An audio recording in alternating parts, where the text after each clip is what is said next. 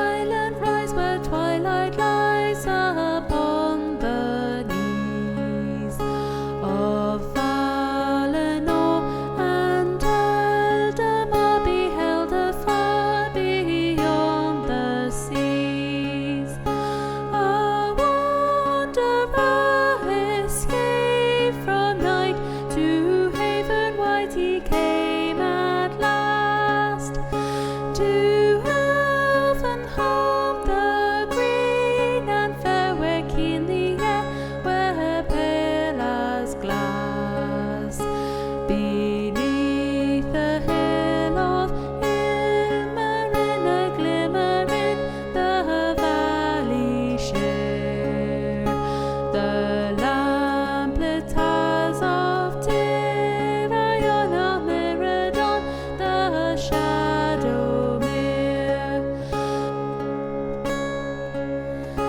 He tarried there from errantry and melodies they taught to him, and sages old him marvels told, and harps of gold they brought to him. They clothed him then in elfin white, and 7 lights before him sent, as through the Kala Syrian to hidden land forlorn he went. He came until the timeless halls were shining full the countless years, and endless reigns the elder king in Ilmarin on mountain sheer. And words unheard were spoken then of folk of men and elven kin.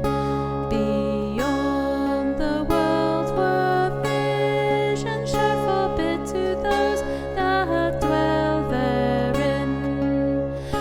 A ship they knew they built for him of mithril and of elven glass, with shining prow, no shaven or no sail she bore on silver mast. The Silmaril has lantern light and banner bright with living flame, to gleam thereon by Elbereth herself was sat, who thither came, and wings immortal made for him, and laid on him undying doom, to sail the shoreless skies and come behind the sun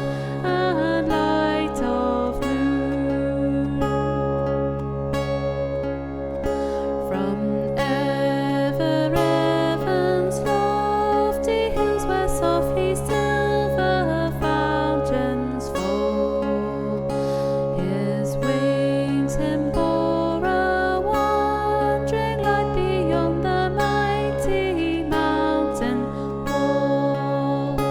From world's end then he turned away, and yearned again to find afar his home through shadows, journeying and burning as an island star.